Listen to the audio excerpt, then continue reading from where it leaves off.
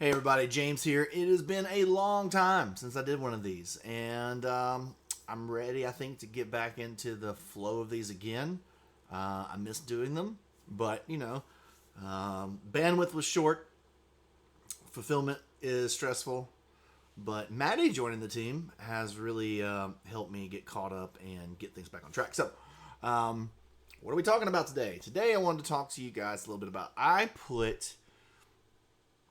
I put a question up on the Board Game Spotlight on Facebook poll question.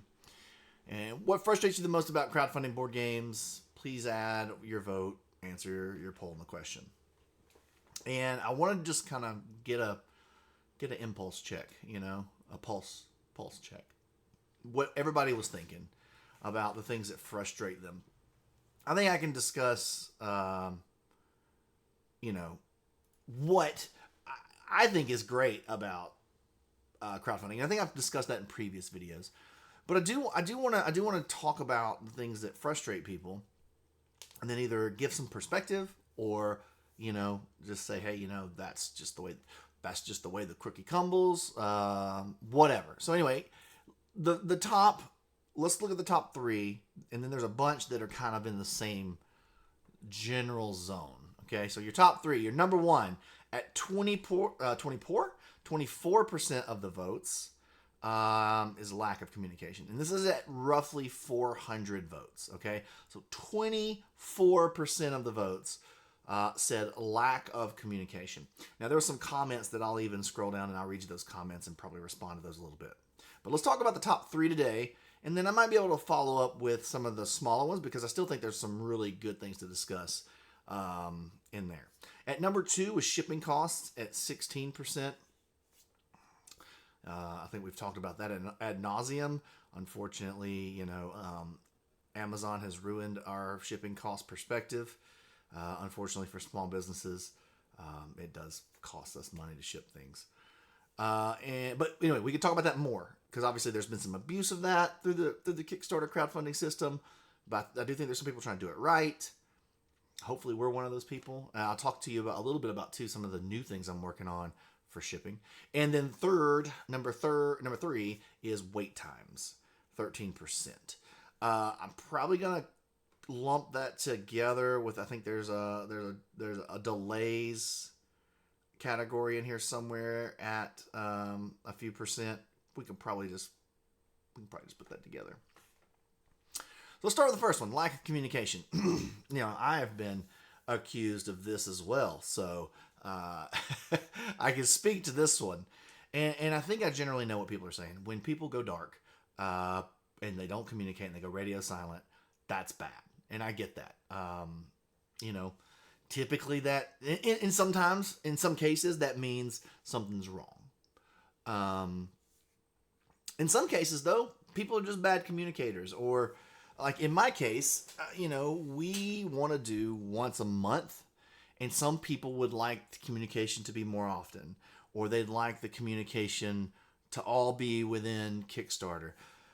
So, without getting too out, all over the place, this is obviously going to vary project to project. People are going to have different cadences that just work for them. Obviously there's no standard here. I do think once a month is kind of the unspoken standard, and I think that's fine. I think that's good. But I still have people, backers, who unsubscribe from updates, even when I do once a month or less. And what happens is we go into shipping fulfillment, and they don't feel it. They don't get the notifications. I don't know how often I'm dealing with it right now as we do our Wonderlands War fulfillment. I did not get this notification. I go out of my way to pull emails out and send them through a separate system, through my own system, to make sure people who haven't updated their pledge manager see it. So I do everything that I possibly can other than a carrier pigeon to send to your home and say, please, please, please, please, please pay for your shipping and fill this out. Because we want to send you your games. Like, it only puts us in a bad position because we have to pull numbers for each of these regions that we're sending games to. And we typically pull that based off of the people who've paid and said they want it. So then afterwards, if you come in later and you're like, hey, I didn't get my game, but then we don't have stock in the region, any overstock's going to be here in the US because that's where I'm based. But if you're in one of those other regions, then I have to ship you a copy of the game from here, which is substantially more than the efficient way that we were going to do it from the region that we sent it to. So then we're going to ask you to pay that difference because it's not our fault. And I've seen people get upset about that. I'm like, I'm sorry. I really wish you'd have been able to fill that out when we asked several times. I understand life happens. I'm not blaming you. I'm just saying this is the situation now, and you're going to have to pay the difference in that cost what you previously paid, or you didn't pay at all, to what it's going to cost to ship you now. And if we have stock there, then it'll be the cost that we initially quoted, right? In some cases that happens. So that's, lack of communication is tough because, again, I think there's people who want to communicate a lot and they have good intentions, and then you just get bogged down in the work. At the end of the day, doing these updates is very time consuming. It's one of the reasons why I swapped over to the majority of my communication being through Discord.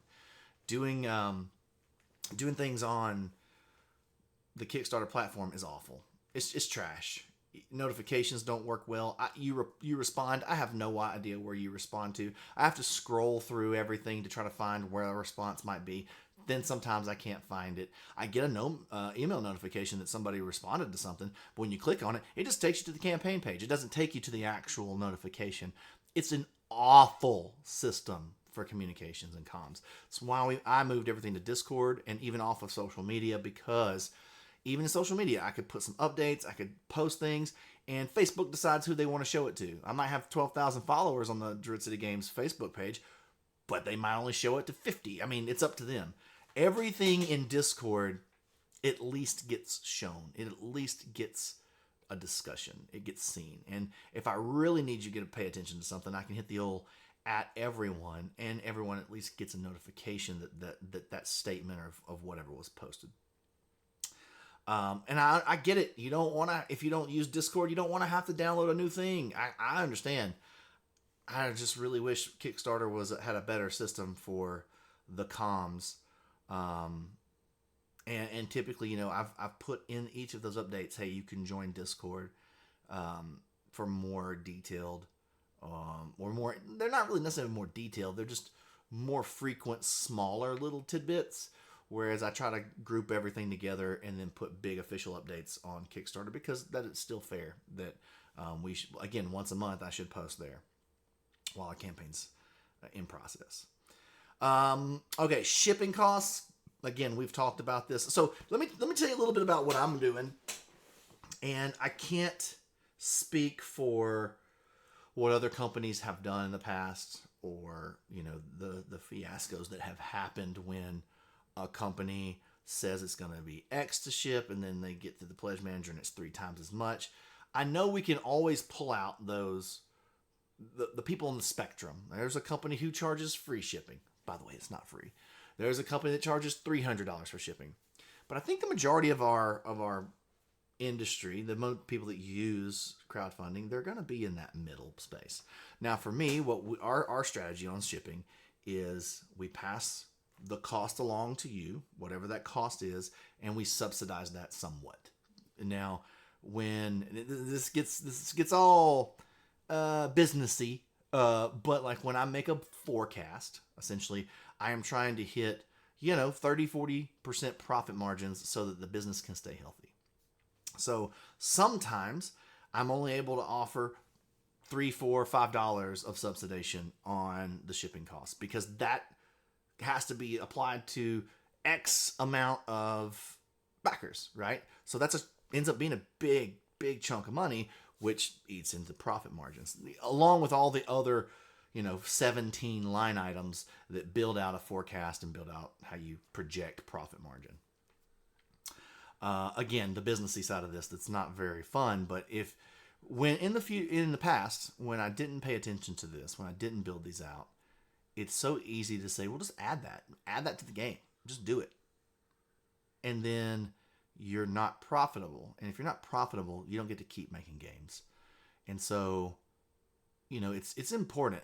I don't think, none of us in board games are making like what Apple, profit margin on a cell phone where it's like, I don't even know, like 5,000% or something stupid. We don't make those margins. Our margins are very, very contained. So, end of the day, the shipping costs eat into that. And if I can offer more and still stay profitable in the ranges that I need to, I typically do, because I understand that, like, I make big games, and a 14-pound box is not cheap to ship. It's just not. And we are all used to ordering things from Amazon, and it just comes and we don't pay for shipping, or it's $3.95 or whatever. So with all that said, one of the things I try to do this last campaign is I'm constantly shopping for new partners to try to get you the best deal, because it's twofold. The better deal that I can offer you, the more people can get the game, the more people who want the game, and the more people who get to enjoy the game. At the end of the day, that's why I make games. I want you to enjoy the game. I want you and your friends and family to sit around and play the game and have a fantastic time. I don't know if you saw our new tagline, but it's freaking fire. We're making t-shirts. It's going to be dope. Exactly goes, hold on, let me read it so I don't mess up a word, because I love the way it sounds. It's not the board game that matters. It's the people you play it with. And I mean, at the end of the day, the board games do matter. But I think you get the sentiment, right? It's more about what we share at the table. And I'll play almost anything, as long as I'm sharing it with the people that I want, that I enjoy sharing it with. And so one of the things that we're working on and we're constantly doing is looking for new partners for shipping, because if someone has built a better mousetrap, I can become a part of that. I can offer you better shipping terms. We all win. I sell more games. You get cheaper shipping. It's a win-win. Because at the end of the day, we only lose money on shipping. We don't make money. There's no markups. In fact, it's the opposite. Like I said, it's subsidized. Subsidized means I pay for that number. It may say it's $30 to ship you Wonderland's War with all your add-ons. I only charge you $26, right? Because I want to subsidize that for you as much as I can and stay within my margins to be profitable. But I want to lessen that impact as much as I can. So if I can find somebody who offers and can do a good job at shipping and offers good service at $20, and then I can lower that down to $16, great. We both win, right? I'm still only paying the $4 subsidization that keeps my margins good. You get to, at that point, just have cheaper shipping. So then I should see, more than likely, better volume of sales, because people go, oh, $16 is pretty fair, right? Oh, $38? Ooh, that sucks. Right? That's kind of what we're looking for. So this last time, I went with a new partner, and, it's been hit or miss. There's been definitely some areas that things went really smoothly, and there's been some areas that have not. And so the search continues, right? That's my job, is to find the best mousetrap. And I think I found a really good partner for our next go round. I don't have things in place yet, but hopefully I'll be able to reflect that on the next campaign. And also the next game we're making is quite smaller, so it won't be nearly as expensive to ship. So there's that.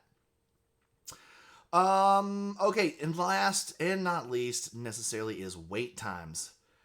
Whoo, that's a big one. I don't know that I'm the person to talk about this, because I've never been on time. Part of it, and there's a lot of factors that go into why none of my projects have ever been on time. One, I would argue that what we're forced to do by giving a finite deadline in Kickstarter is wrong from the beginning. They should allow us to give a range. Hey, if everything goes smoothly, perfectly, as we expect, here. If we have delays, our typical delay times, it's here. We should be able to give you a range of when it will arrive. I'm sure Kickstarter has reasons why they don't want to do that, but I think that would, and then if you miss your range, then I think you can really be open to some criticism, right? Because you got to pick a range, right? But at the end of the day, we're making something globally, right? Typically, these games are made overseas, and there's tons of logistics and fulfillment that go into this. Production, you're working with people from other countries. It's not easy. If it was easy, everybody would do it, and they would do it well.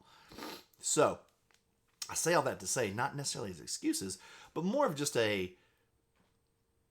you can empathize with it if you want, and or you can just have a better understanding of why it happens. I personally I don't want to ship a game until I know it's just right, as good as I can make it before I give it the thumbs up. Because if I don't, and we ship something like we're kind of finding out right now with Wonderlands of War, the faction bags had an issue, right? And now we're having to do a lot of extra work to try to get you guys updated faction bags that won't give you issues long term. And that, that particular part of the production squeezed through the Q&A and has caused issues. And that's why we have the sign up form to get, if your bags are having issues, you sign up. We're just going to send you a brand new set of bags at no charge. But there's going to be people who don't even open their box or check their game for a year, and I'm going to keep getting those, and then I'm not going to have an efficient way to get them those bags, and I'm just going to have to eat it. So when you make a mistake, we've all seen games that have come from Kickstarter or even just regular retail that the rule book was wrong, or a card was off or didn't get updated, and it messes up the game. And you don't want that. And the reason Title Blades 2 has been so late is because it's a campaign game. We went through painstaking checks to make sure the cards are right, everything's updated, and that doesn't mean that a mistake couldn't still make it through. We're checking nearly 1,000 components when you include every card. It could happen, and then we'll just deal with that when it happens. But fingers crossed, we've done our due diligence, and you're going to get a game, and you're going to get all the components that you need to sit down and play through that campaign and not have any issues with your narrative, your story, and your campaign. So when it comes to being late, I'm not a big proponent for yelling and screaming at people. As long as they're, these kind of connect with the first thing, right? As long as there's not radio silence and people are telling you why they're late, then I don't think you have any right to be upset. I know that's controversial. There's going to be people in the comments yelling at me. But if they're working on the thing, you backed the thing, you're going to get the thing. They haven't stopped working on it, and it's genuinely moving forward. I know you can all quote, because I've backed 1,100 Kickstarters. You can see a lot of them right behind me on the shelves. I know that there's not everybody is genuine in what they're saying. I get that when they talk about if they're really moving things forward. But if we're looking at the data and we're being honest and genuine, that is a small percentage of campaigns. It's really single digits, right? It might even just be like, it's less than 5%. It's less than 3%. The data doesn't support for us to be upset at such a high rate about things taking longer than anticipated, because we do eventually get the games. And I don't know about y'all, but I got plenty of games to play in the meantime, and I get it, there's some that I'm super excited about. I always look over my shoulder. I'm going to look at this one. The Castles of Burgundy Special Edition. That's one I wanted to play a bunch, and we do play a bunch. And I was sitting on the edge of my seat waiting for that one to come in. So I get it. I get your excitement. And I personally am very excited that you're excited about what we're making. Otherwise, why are we doing this? Like I said, I'm probably not going to get into many of these other ones, or I may do another video where we go into a deeper dive, because there's things like lack of professional editing for components and rules, mechanically unique exclusives, rewards not guaranteed, available at retail before delivery, too many expansions in a big box the size of a board cube, narrow window of opportunity, damaged product, entitled backers, when there's a picture of the game in progress on the I don't know what that means. Used a pre-order system and not actually an investment in production. I've done whole videos on that. I don't believe that's true. early bird pricing. So there's a lot of stuff in here that I think we could continue to talk about. And like I said, there's some good comments in here. Let me just double check if there's anyone.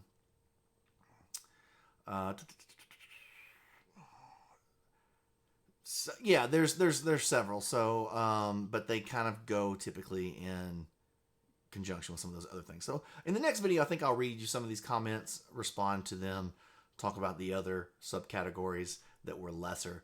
But I think we advance this when we have open, transparent conversations about why things are the way they are. I think, when companies have had a tough time, and I know some of my friends in the industry that are having a tough time right now, right? Things aren't going their way. This is tough. I always go back to the Jean-Luc Picard TNG quote of sometimes you can do everything right and still lose.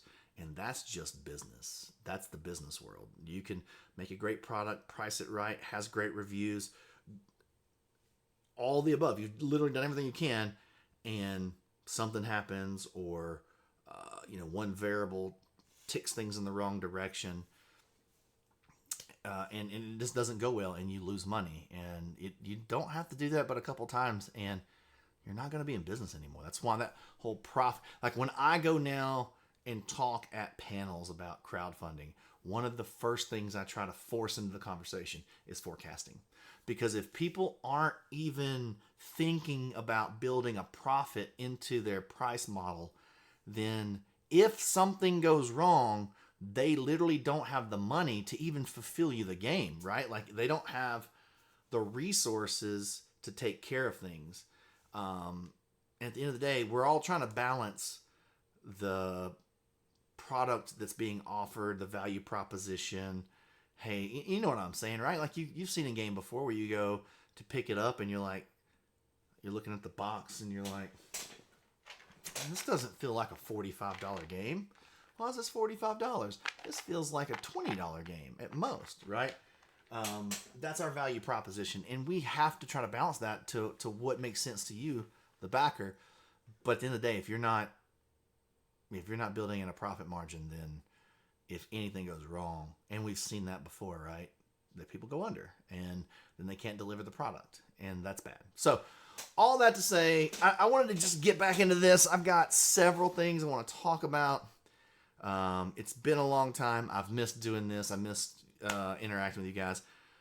If you're not already on Discord, just bite the bullet. Come join us on Discord. There's about 2,500 of us over there. And you can ask questions about the board game. If you've got a rules question, you almost instantly, it's better than the BGG forums. You almost instantly get an answer because people are in there more often. Even if it's not an answer for me, there's other people who know the answers in the community. There's our new games. Each game has its own channel, so you can just go ask questions about that. We've got two new channels up in there that will be releasing more information this year on the two new games. So I appreciate y'all. Thank you, and let's do this again soon.